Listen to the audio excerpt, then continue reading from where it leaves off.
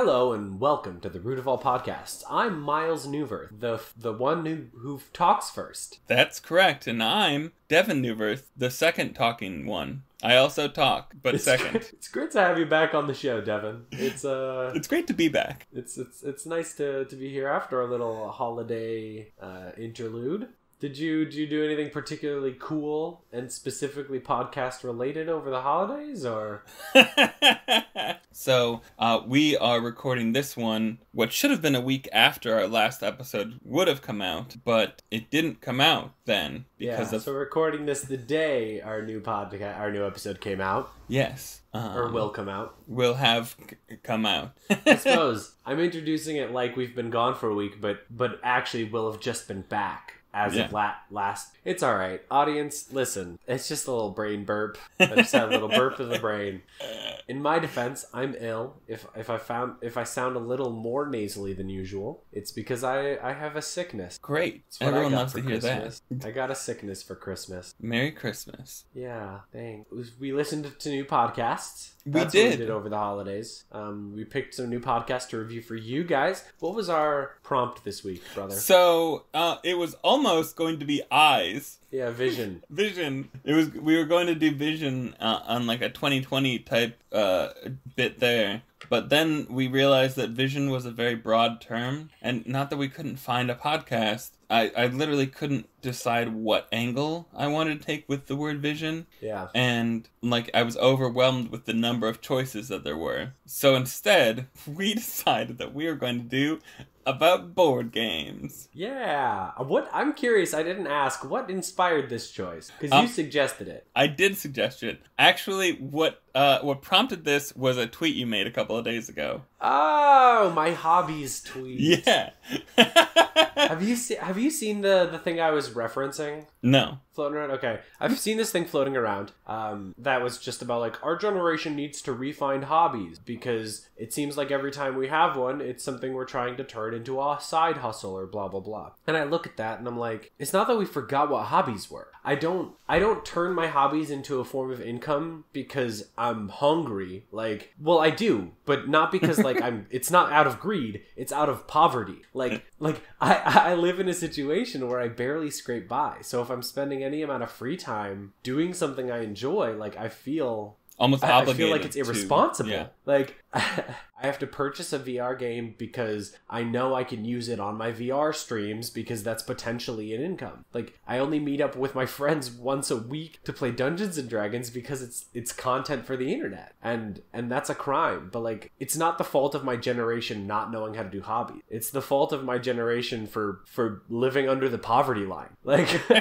And I am grateful for that opportunity, especially because I'm a sponsored streamer. So I'm super grateful for that. But at the same time, it's not that I don't understand that VR could just be a fun hobby. It's that the only way I can justify spending time playing it is that it is part of my income. So it was more the purpose of the tweet. And there are people who have hobbies. Mm-hmm. It's just the large majority of people in my generation don't have that luxury. Mm-hmm. You can't afford hobbies. So that was the point of the tweet. But board games came up. I was talking to my friend Raph about it. Mm-hmm. And I'm like, yeah, I've played one board game in the last I've played a board game once since I visited you last, brother. And I own a shelf of them. Yeah. But I don't get to play them because when I meet up with my friends, it's to create content as opposed to hang out. It's very unfortunate. Super, super fun. So I'll go first because that's what we do. Yeah. I'm curious to see what you ended up doing. Oh, yeah. So we listen to podcasts and recommend them to people. And if you don't know that and you're listening to this podcast, I'm not really sure why, because that's our whole jam. Yeah, so. I don't know how you found us, but welcome to Miles' Tangent Corner, disguised as a podcast review podcast called The Root of All Podcasts. Good. What the audience doesn't know about me is that I'm actually a monster that was created in a lab out of tangents. You're a tangent golem? Yeah, they just fused enough tangents to create a living, breathing tangent machine. And that's me. That's Miles. Fantastic. And now you've managed to make a tangent about tangent. So that's a feat that you just You just unlocked that one right there.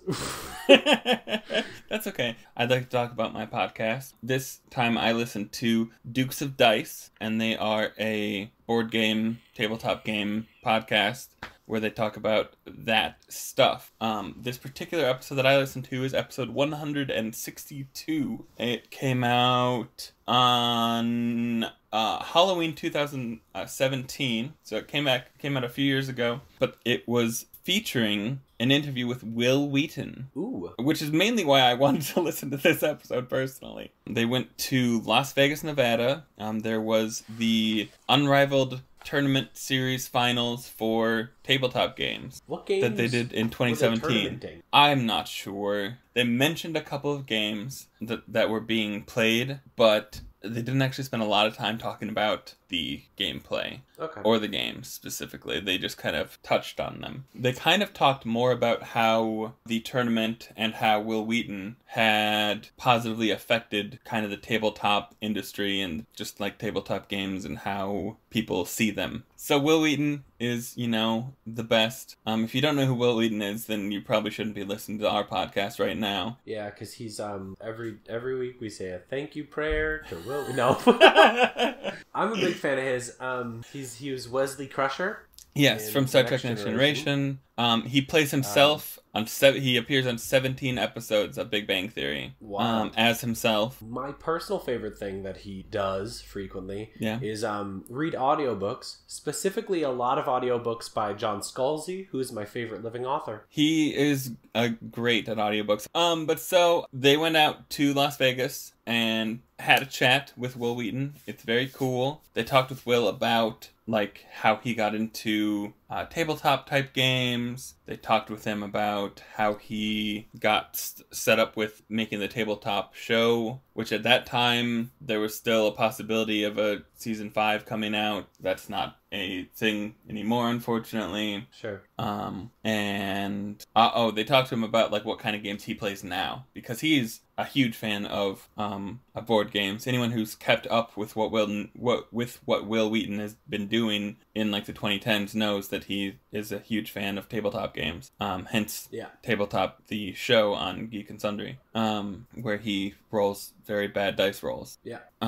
So it's very cool. He just talked about how he used to not really like board games when he was younger because at that point board games were, Monopoly or Scrabble or Mousetrap, or they were nothing fun to play. Yeah. And so he got into Dungeons and Dragons because that's a game that you actually play. You don't just roll dice and see what happens. You actually play that game. And then later he was getting back together with some friends that he had used to play Dungeons and Dragons with, and they were like, let's play some board games. And he was like, board games are stupid. I don't want to play Monopoly. And they're like, no. Come play these board games. And so he realized that board games could be fun. So that's very cool. And he tells it better. And if you want to hear him tell it, you should go and listen to this episode of Dukes of Dice. So it's about 45 minutes long, this episode. The interview with Will Wheaton starts about 12 and a half minutes in. It's kind of cool. They start the episode by letting you know what the title is. They have the audience pick the title. I don't know what mechanism they use to do that, but they pick a title based off of audience suggestions, and then at the end they did runner-up of other things that they almost chose or that they thought were clever and deserved to be mentioned. So that's kind of cool. And what title did they end up going with for this one? Oh, it's a Duke and Sundry. Oh. Because it's, Will Wheaton from Geek and Sundry, and they're the Dukes of Dice, so they jumbled it. They smashed them together. Makes sense. It's like a portmanteau, but not really. Yeah. A portmanteau, if you will. Yeah. Dab. Except for... Stop! No dabbing. No one can see that. No one can even see dabbing. Why are you doing that? Except for me. That's why I said dab while I did it, so they knew. Okay, that's fair. All right, so what do they end up talking about? Other than, Will, why and how he got into board games? Oh, what else did they cover?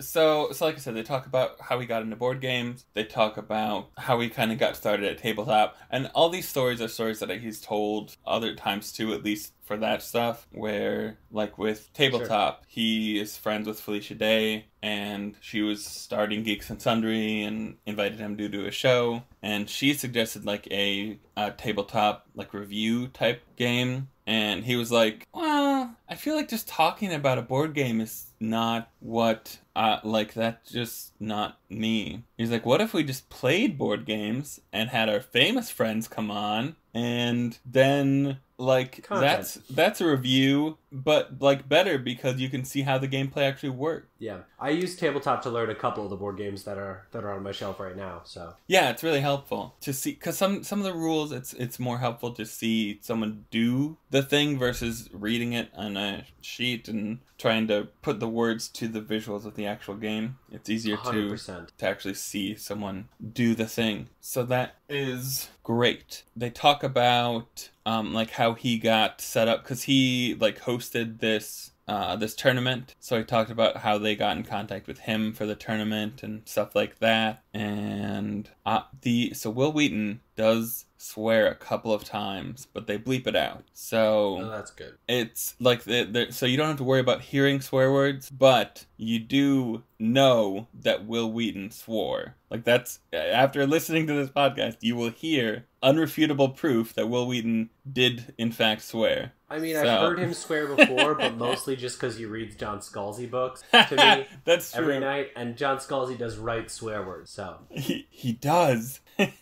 Scandalous. Specifically, he uses the phrase, and I'll censor myself, "You have got to be blanking kidding me." Oh, he uses yeah. that one a lot. Scalzi's a big fan of that. And it's good. It gets a feeling across very well. But I've heard Will Wheaton say that a lot. Partially because I re-listen to the same 3 books every night to fall asleep, so.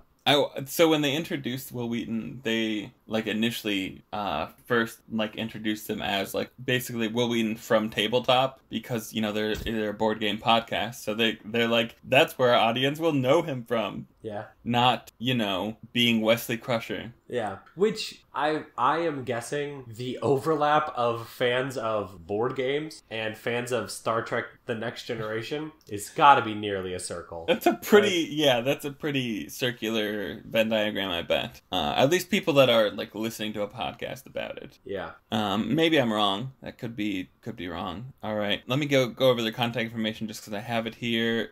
They have a Dukes of Dice YouTube channel. They have a Facebook, which is facebook.com/Dukes of Dice. And they have a Twitter, which is @DukesOfDice. Will Wheaton, I don't know if you know this, brother, does not have a Twitter anymore. He quit Twitter. That's smart. Yeah, he just decided he didn't have to give, access to the internet to him at all times. So yeah, most of the Will Wheaton I see these days is his, like, every now and then he'll post a picture of his bedhead on Instagram.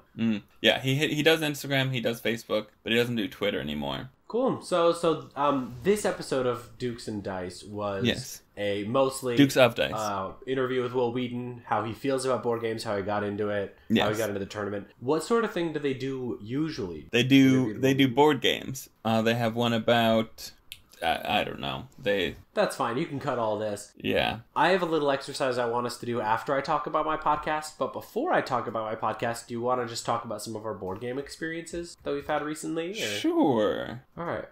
What have you been playing recently? All right. So as far as board games go, I've taken to basically whenever we're giving presents to Owen, I like to give him a board game as one of his presents, because then I get to play a board game with him. Right. Has he started playing Catan Jr. properly, or? Yeah. Because I know he was a little hesitant when I was there. No, so, like, the third time that he played, he beat me. And then he beat me, like, twice in a row after that.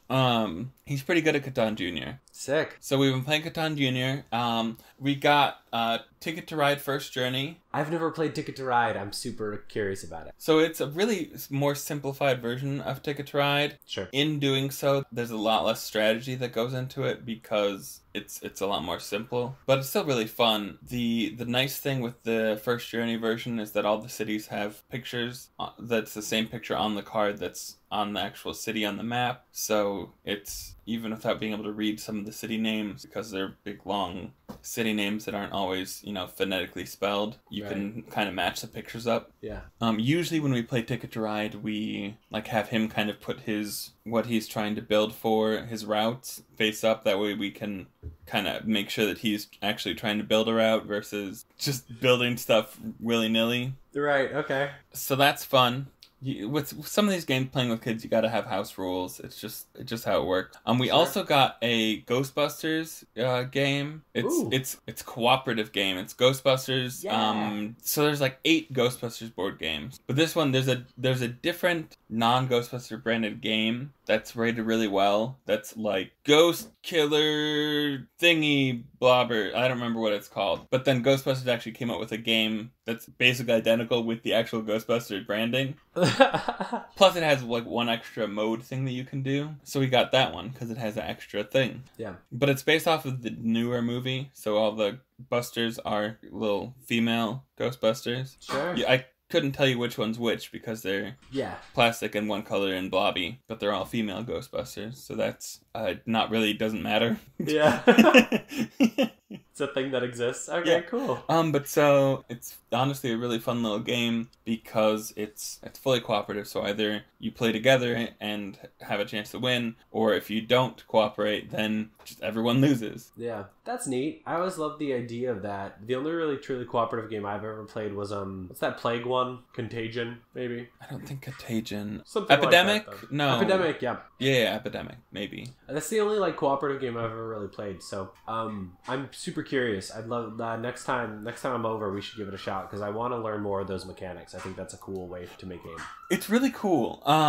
Also, at my birthday, we got Betrayal at House on the Hill. Ooh, I love Betrayal. There's a weird clicking noise at your house. Oh yeah, we have ghosts in the pipes. It's a New York thing. Unfortunately, ghosts live in the pipes. I've never been in an apartment in New York that didn't make these sounds during the winter months. You should get some Ghostbusters out there. Yeah, no, now I'm seeing them spike my track. I apologize to the audience, and unfortunately, that's probably all I'm going to be able to do for you. It's okay. Apologize. We'll just probably edit this part out, and hopefully everyone will ignore it. It's great. It'll be great. Okay. Oh, no, Pandemic. I think that's the game. Pandemic. Yes. Pandemic. That's it. Sorry, I was Googling. Have you graduated to Catan Senior yet, or no? So that one's for a little older than Owen is. Right. I was just thinking for if you have adult game night. Yeah, we don't have a lot of board game night time. I work until 8 o'clock a lot of the time, and then setting up a board game after that isn't always great. Yeah. So plus the nice thing with the kids' versions of board games is they're usually designed to take half an hour. Yeah. Which is a good amount of time to spend playing a board game. Yeah, honestly, I really enjoyed Catan Jr. It was great. Because I really like Catan, but the thing about Catan is the only time I ever want to play it is immediately after I've played it. Because going in, I've forgotten all the rules and strategies, and then I play it once, and I'm like, oh, now I remember. We should play again now that I remember. But it's just taken us 2.5 hours to play, so no one's going to do that with me. So I pretty much... So yeah. Whereas Catan Jr. Is quick. So well, yeah, it takes half an hour. So you play it, and then a lot of times, whoever wins, you're like, all right, want to play again? Yeah. Yeah. It's great. So I'm trying to think if that's all we've been playing. Catan Jr., Ticket to Ride. So we only played Betrayal at House on the Hill once so far. And it's actually really funny because the haunt that we got, for people that don't know how Betrayal at House on the Hill works, is you, however many people you're playing with, each have a little character card that has stats on it, and you roll dice to move spaces, and when you get to a space where there's no room, you put a room there. Yeah. You're building a haunted house as you go. And then, at a certain point, the haunt happens. And one of your teammates that you've been playing with and helping each other suddenly is the bad guy. Yeah. And they had no idea they weren't the bad guy one turn ago. They were a part of your team, and now they're the bad guy. So it's kind of funny. Two things are really funny because we ended up playing and we got the exact same haunt that is the haunt that they got on Tabletop, actually, when they played Betrayal at House on the Hill. The exact same haunt. So there's like 60 of these things, so like the odds are not. I know that is not a highly likely event that happened. So I already knew how that haunt worked. Yeah, like from both sides, kind of. Yeah, because it's not ideal. And then also Dad ended up being the betrayer. Oh, that's fun. And he won, but he was really like weirded out about suddenly being on the other team. Sure. And so, like, as he was going, he was trying to, because, like, the person that is the betrayer has, like, specific things that they have to do. They're in control of these monsters, but there's rules. They are, like, the monster's required to move towards players as fast as they can. The movers, you know, there's rules built into it. So he's actually, like, he's the betrayer, but as he's going, you can tell that he does not really want to, like, kill the rest of the players that are playing. Sure. So, like, as he gets, like, close to it, we're, like, trying to figure out any way that we can not die, and he's, like, almost helping, basically, because he does not want to. So it was a little Honestly, traumatizing. it's how I felt every time I've been the betrayer, so I get it. But, I really liked the game. It was fun. Good. I'm a fan. I've played a couple times. What's wild about it to me is just like they basically designed this template that has like 60 separate rule sets for this game, and like that's really impressive to develop like 60 balanced game types. Like that's actively wild to me. Yeah. So I mean, so that's the thing is that they all start from that base game. Yep. And then, like, At from the that haunt. point, at the haunt, is when it just switches and the rules change. Yeah. Once you've hit that point, gameplay is meant to be relatively short. Yeah. And so, it's very cool, but also, it's not like they had to design, like, 60 different games that are each going to take, like, 2.5 hours to play. Right. They're each, like, a little junior game, basically. Like, each one is, like, a little half-hour game that's supposed to either you can defeat them, or you can't defeat them, and that's how it works. It's really cool that there's so many different, like, every time you play, it's going to be different, because even the first part that's the same, you're still, like, setting up the house in a different way every time. Yeah. So it's very, very cool. Which I always very much enjoyed. The exploration part of that game is probably my favorite part, but it's a great game. Next time you guys come, we should definitely play. I'm in. So I played a new game recently. It's the only game I've played since Catan Jr. It's called Illimat. No idea. And it's weird because it's so do you know the band The Decemberists? No. Well, it's their board game. Basically, I think for a music video or a photo shoot, they had like this board game set up for a shot, and it looked cool, and they're like, what if we made it real? So it's this interesting game, like you use cards, you use a cloth board, and you use the box itself are the three pieces you need mostly. Yeah. And the card deck is basically like, it's very similar to a tarot deck in that each suit has all the numbers and then 4 face cards instead of just 3, because it has aces as well. So 4 faces and an ace. But this board is basically broken into 4 quadrants, and the box that you use has like a season on each of the sides. Okay. And each of the seasons that affect the fields like affects the way you can react to it. So you can like harvest, or you can stockpile, or you can sow. Okay. So it was a neat little game. Yeah. You play until someone gets 17 points. Each like round goes until you can't do any more cards. So the rounds take 10 to 15 minutes potentially, depending on how many players you have. And then you play like 2 or 3 rounds for someone to get to 17. So it's a cool little game, and I was a really big fan. Sorry, I've got distracted because someone's shouting in your background. Yep. But Illimat, it's a cool game designed by a band for a music video. That's crazy. That it was like they visually designed the game first and then like created a game from that. Yeah, I'd be curious to see that footage because I'm curious like how much it changed from like the photo shoot or music video. This is hearsay. This is what I was told when I played the game. Yeah, but I'd like to see it. So I'm curious if they like had just like the napkin out and they were playing with like an actual tarot deck with things set up, and then they made a Illimat deck when they did it. That was just tarot inspired. But I'm down. Like that's such a backwards way to design a game, but I think it's cool. Yeah. So I'm actually on their website right now just because I was curious. Sure. It's really just the fact that they like just made up, like I said, they visually made a game first and then were like, let's make rules to that. That just seems insane to me. Yeah. But it's very cool. That's almost what happened with the tabletop game, the tabletop combat system that I'm doing, but instead of visually thinking, what happened there was I had recently listened to someone like tell the story of the gunfight at the OK Corral. Yeah. And then I later had a dream where I was on the podcast that I had listened to, but we were recreating that gunfight with a tabletop rule set that I had invented in this dream. And I woke up and I'm like, oh, and I just start writing down rules. Like, that's funny. Like I was like, I gotta write down every rule I remember from this dream because yeah, I just invented huge chunks of this in a dream to recreate an old actual historical gunfight. Good. Yeah, you never know how inspirational strike. We should probably talk about my podcast now. Yeah, what podcast did you listen to, brother? I listened to a podcast called, he said, looking for the screenshot he took earlier. Boom. The Board Game Design Lab. I feel like we traded spots this time, like, because mine is about, like, it's more, like, fact-based, and yours is more, like, what's those things called? Anecdote-based. Your podcast is more anecdotal, and mine's more, like, factual. But the Board Game Design Lab was apparently created by someone who's like, oh, there isn't really a resource where people talk about, like, how games are designed, so I'll make one.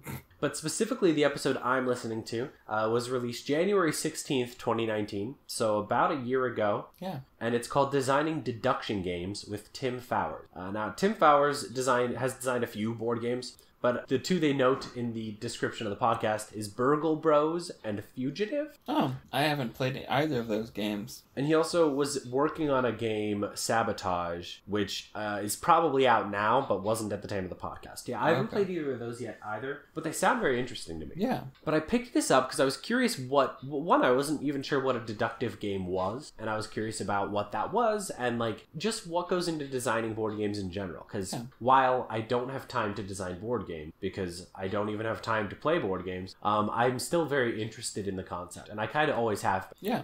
The first time I tried to design my own board game was middle school for a project. Mm-hmm. There was some book I read about like dog fighters, and I'm like, okay, for this school project, I'm gonna make a board game where you dog fight airplane.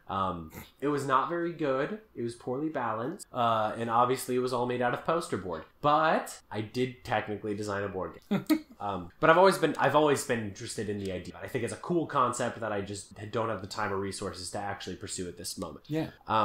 But deductive games, the first thing when the host asks Tim to define deductive board games is, the classic is Clue. Oh, yeah. It's games where you have some information and you have to put information together to get your answer. So you have games like Clue. There are also different kinds of deductive games, like social deduction games like Mafia or Werewolf. You're a werewolf. Yeah. Well, I play, if any of you guys actually watch my streams, I play a game quite frequently on streams that is a video game version of Mafia.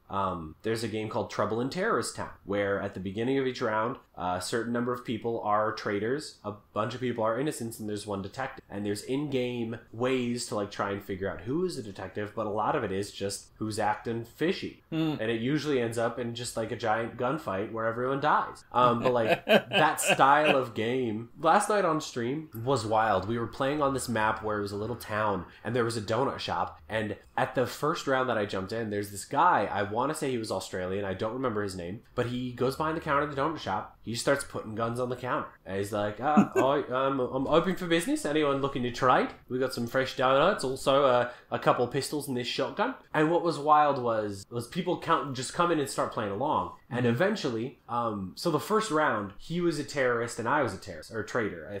Traitor and I was a traitor. And I'm like, what can you give me for this? And I pull out the random pistol I found, and he looks at me, he's like, well, for you, I got a special deal, and he hands me an SMG. And I take him like, oh, okay, so he's trying to help me out because we're both traitors. Yeah. Eventually, I start shooting people because I have to try and kill all the innocents, but I'm bad at the game. Yeah. But at the end, it comes down to it. It's one innocent and him, and he's a traitor. Mm-hmm. And the guy's just like, oh, well, it's me and you, so I'm the traitor. You can either kill me, or I can kill you, or I can blow up the C4 and we'll go out together. And the guy goes, oh, that sounds cool. So they die in an explosion of C4.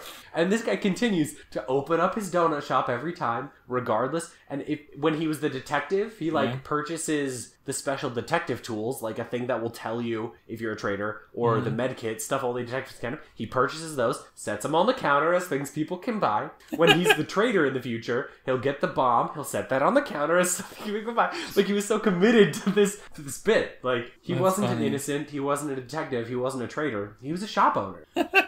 And that's the kind of thing, like, in a social game like that you can get, and you can't get that anywhere else. That's funny. Sorry, that was another patented Miles tangent. Hey, that's alright. So, yeah, for people that are not sure what he's talking about, you do streaming, VR streaming, Tuesday and Thursday nights? Yep, Tuesdays and Thursday nights, from 10 to 12 Eastern time. Delightful. Yeah, but yeah, so he talks about that. He talks about, like, the two sides of, like, a lot of deduction board games are board games that are, like, pure guessing, or board games that are, like, purely social, and he found the best, like, balance that he had fun creating and playing were games that were, like, a little bit of everything. So he's designed a bunch of, like, asymmetrical deduction games, where you have, like, two teams with two different goals, that are learning information about each other in different ways, because then you have, like, the game's strategy itself, but then you also have, like, the player across from you and using the way that they react to your moves. I mean, he's found these games, like, become better the more you play them with the same people, because you start to realize, like, oh, I'm playing against Greg, and I know Greg likes to bluff, so that's gonna change the way I play, just because I know him. And they get into talking about the idea of Yomi. Are you familiar with Yomi? No idea. I think it's based on a German word for, like, knowing your enemy as, like, knowing the mind of your enemy. So it's this idea of, like, the rumored, like, pure state of Yomi is, like, you've played against someone for so long that you can, like, perfectly predict their moves. And, like, there's a game called Yomi that's basically rock, paper, scissors with a bunch of bells and whistles attached, but it's like a fighting game that ends up functioning like rock, paper, scissors. And there are things that go into it where you can try and predict your opponent, but, like, the purpose is to try and just, like, get into their mind. And there's layers of this where it's like, I know what you're gonna do. And they're like, I know you know what I'm gonna do, so I'm gonna change it. And they're like, well, I know that you know that I know what you're gonna do, so I'm gonna change it to match your like, and it gets into this thing where, like, once you're 3 layers in, you might as well just do the first thing you were gonna do. Yeah. But it was an interesting conversation regarding that. They talk about the idea of, like, finding balance in these games. They talk about different mechanics, like hidden movement, or, like, number guessing, like trying to find your opponent on a board potentially, or just deducing based on, like, pool. And, like, some of the things they talk about you need to have is, like, you can't be guessing between 500 different things. You need to guess between 20.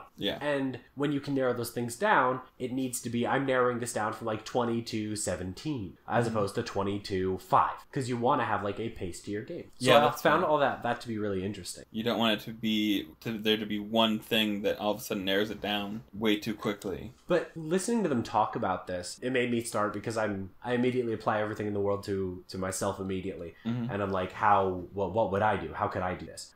So I started thinking about, like, a cool deductive board game.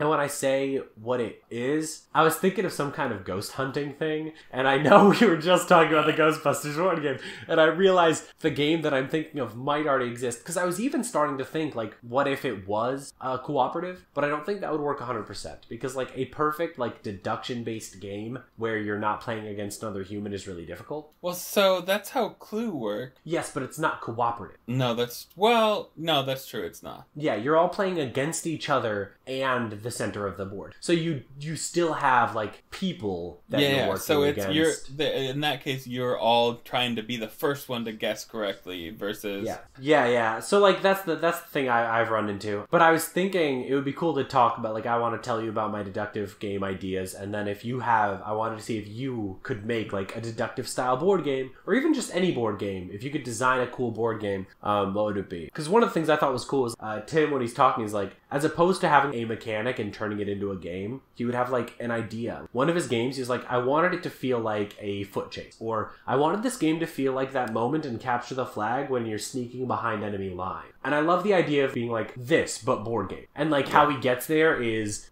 like, it's not Capture the Flag the board game. It's just, I want that feeling. Yeah. But I was thinking, I guess, I don't know how any of the Ghostbuster games function. But I was thinking it would be cool to do it asymmetrical. Mm-hmm. And I was thinking you have a ghost and a or several like ghost hunters. Mm-hmm. And I was thinking, like, how do you make this so it's a deduction game on both sides? So I give each player a little screen so the players don't know where or, like, what the other stats are. So there's a few different kinds of ghost you can... Or maybe the ghost draws, like, 3 cards. And those cards each have an ability and a weak. Or, like... So, like, say the ghost has, like there's, like, spiritual abilities or, like, physical abilities or, like, blah, blah, blah. And then you find out, like, if you have 2 physical and a spiritual ability, it makes you this kind of ghost. And that ghost can only be taken care of by doing X thing. So throughout the game, the ghost is trying to hide from these ghost hunters. And when it's found, it can use these abilities. But every time it uses those abilities, the ghost hunters get closer to what kind of ghost it is. Yeah. So they have to find it and destroy it. But then, like, each ghost hunter has, like, oh, I'm good at this, but I'm weak at this. So, like, say I'm the tech ghost guy, and if I see, like, physical movement, it, like, gives me resolve. Like, I'm like, oh, this is something I know how to deal with. But if something, like, spiritual happens, it gives me more fear. And so if you're the ghost and you figure out, like, oh, I can freak him out by doing spiritual things, I'm going to use those on him and I can scare him off. And if you can scare off 2 of the ghost hunters, they can no longer, say, capture. So, like, you're trying to figure out their weaknesses, they're trying to identify you. But, like, the way they identify you is trigger these abilities that could potentially scare themselves off. So, like, it would be this asymmetrical game of cat and mouse, where, like, the only way to progress is also to reveal your weaknesses. Yeah. Huh. Yeah, that's interesting. Do you have any cool board game ideas? I can't say that I do right now, honestly. Sorry. It's okay. I really sprang this one on you last second. Yeah, I didn't really... I guess I was more inclined to this line of questioning because I listened specifically to a podcast about designing board games. Yeah, I honestly can't think of... I really like playing new board games, but I don't know... The idea of, like, creating a board game with, like, mechanics that are balanced, it seems really daunting to me. And so, like even thinking too much about that is... There's so many good board games out there that I haven't played and want to play. So, like, I don't feel the need to invent one. Sure, I get that. I envy you that feeling. There are a lot of games out there that I want to play that I have not had the opportunity. Like, Secret Hitler is a game that I really want to play that I have not gotten to play. It's a deductive game. Yeah. So, I've kind of played it. Let me explain. Oh, okay. So I've watched a bunch of videos of it, but that's not what I mean. Right. What I mean is... There is a website where, like, you can go and play online, basically, where, like, there's little animations and it flips a card. But it's not like playing a game with people. Especially, like, a social deduction game. So it's very mechanical. So important. So you've been to... I know this because we're related and I've been places with you. Yeah. You've been to a casino before. And you've played blackjack at a casino before. And if you play blackjack at a casino, you know that there are certain ways that people generally play blackjack where you only hit at certain times and you only you'll leave your hand alone at certain times, or you'll split at certain times. And if you hit when someone thinks you should not have hit, they will get very upset with you. And there's a similar mentality to that with playing this online. It's very fast paced. There's a time limit to it, And like if you make any mistakes or make any, like, basically if you try to play the game as, like, if you end up drawing and being a fascist, if you then try to play the game where like you lie about what you were handed or whatever, like the whole group of people that you're playing with just completely shuts you down and is like, well, never mind. Cool. It was not a fun experience. I believe that. Yeah. Because you don't get the, like, you might as well play with a robot at that point. Like, why play with people if there's not like a personal element to it? That's like the point of games like, and specifically Secret. So yeah.